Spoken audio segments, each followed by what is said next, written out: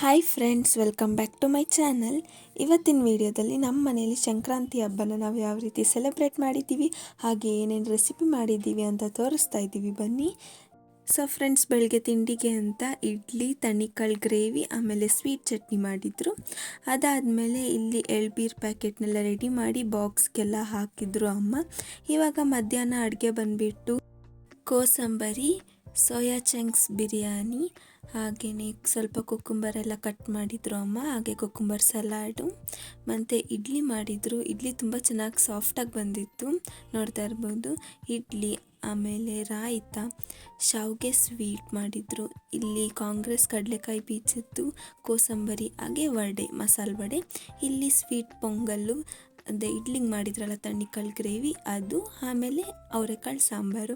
So ಇಷ್ಟು varieties ಇತ್ತು ನಮ್ಮ ಮನೆಯಲ್ಲಿ. ನಮ್ಮ ಅತ್ತೆ ಮಾವ ಮತ್ತು ವೈಷ್ಣವಿ ಎಲ್ಲ ಊಟಕ್ಕೆ ಬರ್ತಿದ್ರಲ್ಲ, ಸೊ ಅದಕ್ಕೆ ಎಷ್ಟು ವೆರೈಟೀಸ್ ಎಲ್ಲ ಮಾಡಿದ್ವಿ. ಸೊ ನೋಡ್ತಾ ಇರ್ಬೋದು, ಬಂದಿದ್ದಾರೆ. ಇವಳ ಹೆಸರು ವೈಷ್ಣವಿ ಅಂತ, ಇವ್ರು ನಮ್ಮ ಅತ್ತೆ ಕೋಮಲ, ಇವರು ರವಿಕುಮಾರ್ ನಮ್ಮ ಮಾವ. ಇಲ್ಲಿ ಅಮ್ಮ ಊಟಕ್ಕೆಲ್ಲ ಬಡಿಸ್ಕೊಡ್ತಾ ಇದ್ರು, ನೋಡ್ತಾ ಇರ್ಬೋದು. ಊಟ ಎಲ್ಲ ತುಂಬ ಚೆನ್ನಾಗಿತ್ತು. ಸೊ ಫ್ರೆಂಡ್ಸ್, ಇದಾಗಿತ್ತು ಇವತ್ತಿನ video. Thank you for watching.